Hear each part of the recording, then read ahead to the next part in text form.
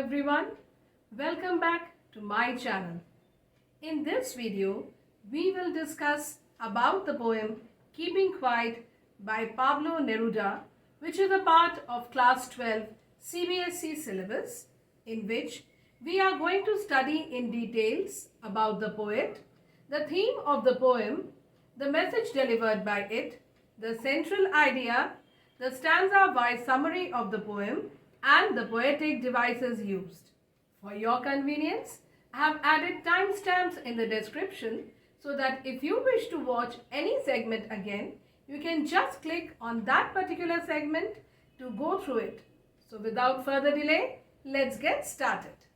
Pablo Neruda was a Chilean poet, diplomat and politician who won the 1971 Nobel Prize in Literature.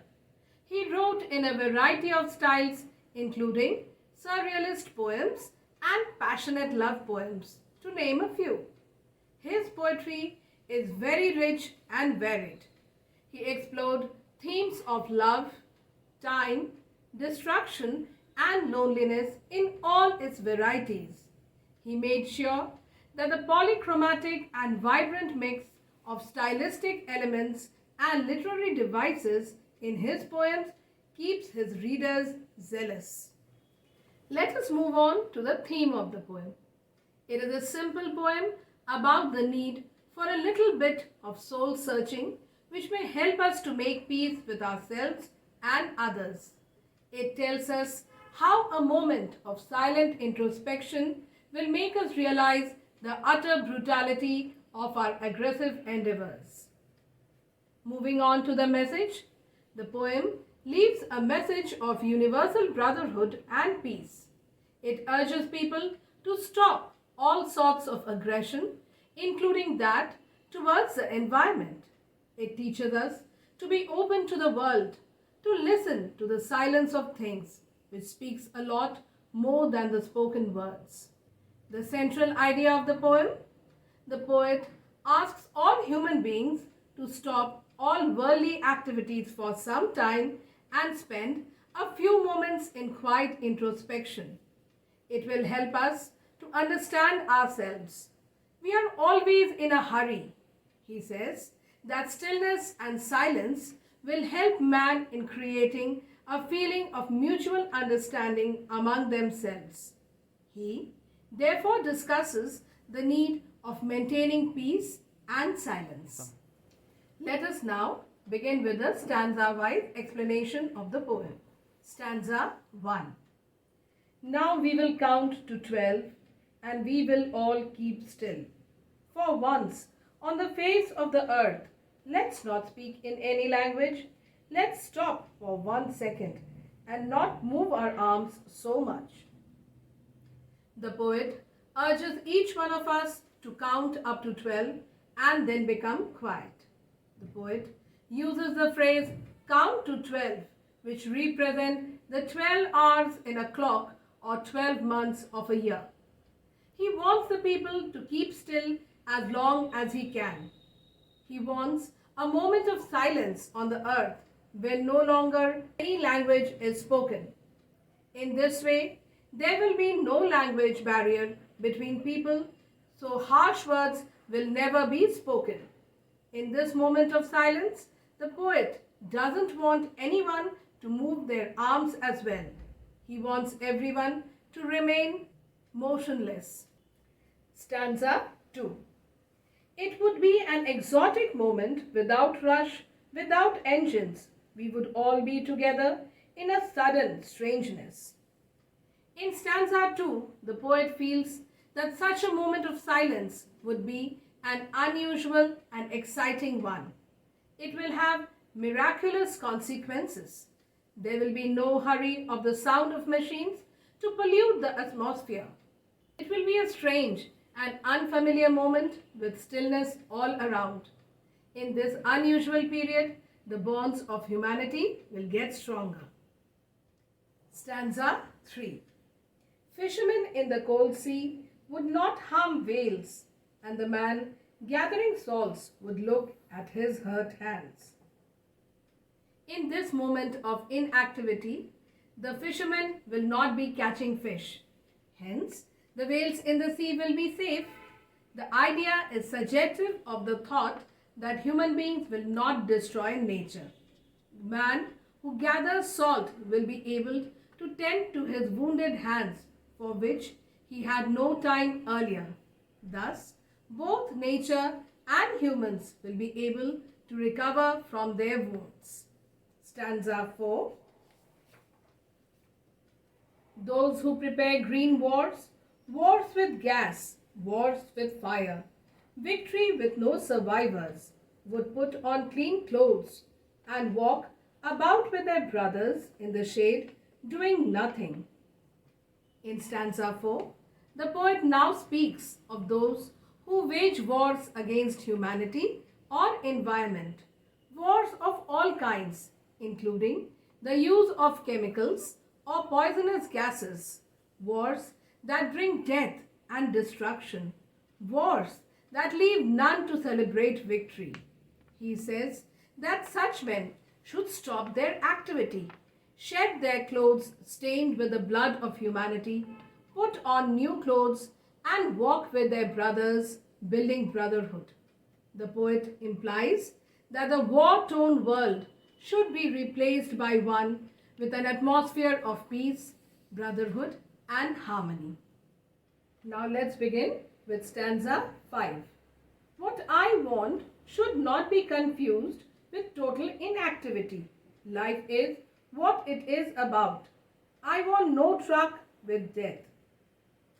The poet makes a clarification in stanza 5 that though he is advocating the need for silence, his advice should not be confused with total inactivity. He does not want any association with death. He says that life is meant to be lived. Stanza 6. If we were not so single-minded about keeping our lives moving, and for once could do nothing, perhaps a huge silence might interrupt this sadness of never understanding ourselves and of threatening ourselves with death.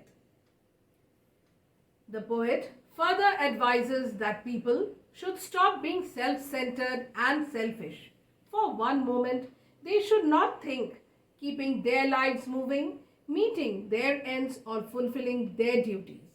That huge silence which will arise from such a moment will only serve to help the people. It will help them introspect and overcome their sadness of failing to understand themselves. People have been threatening themselves with death by their activities. This moment of silence will give them time to understand themselves better. Stanza 7. Perhaps the earth can teach us as when everything seems dead and later proves to be alive. Now I will count up to 12 and you keep quiet and I will go. In the concluding stanza, the poet feels that the earth can enlighten us and guide us in this process of keeping quiet. He wants us to observe that there is some activity under apparent stillness, like a seed which appears to be dead gives birth to huge fruit-bearing trees. Finally, the poet thinks that he has said what he intended to. Now, he wants us to keep quiet while he counts to 12, after which he will leave. Let us now go through the poetic devices used in the poem in details. The first one is alliteration, which is the repetition of consonant sounds at the beginning of words. Example of alliteration in this poem: sudden strangeness, his hurt hands, clean clothes. The second poetic device is repetition. Repetition of phrases in the poem is given for poetic effect. Example: without rush, without engines. The third poetic device is symbolism, which the poet uses using various symbols in the poem for better effect. Example: brothers for mankind, green wars for deforestation, wars with gas for pollution, clean clothes for change of perspective, and shade for protection. Next poetic device is antithesis, which is the juxtaposition of opposing or contrasting ideas. The example of antithesis in this poem: count to 12 and we will all keep still. The fifth poetic device is personification, which is the attribution of human characteristics to non-human things and animals. Example: earth can teach us as when everything. Poetic device number 6 is metaphor, which is used to make a comparison between two things that are not alike but do have something in common. Example: shade refers to protection. The last poetic device is enjambment, which is a continuation of a sentence to the next line or stanza. For example, for once on the face of the earth, let's not speak in any language. Let's stop for 1 second and not move our arms so much. With this, we come to the end of this video.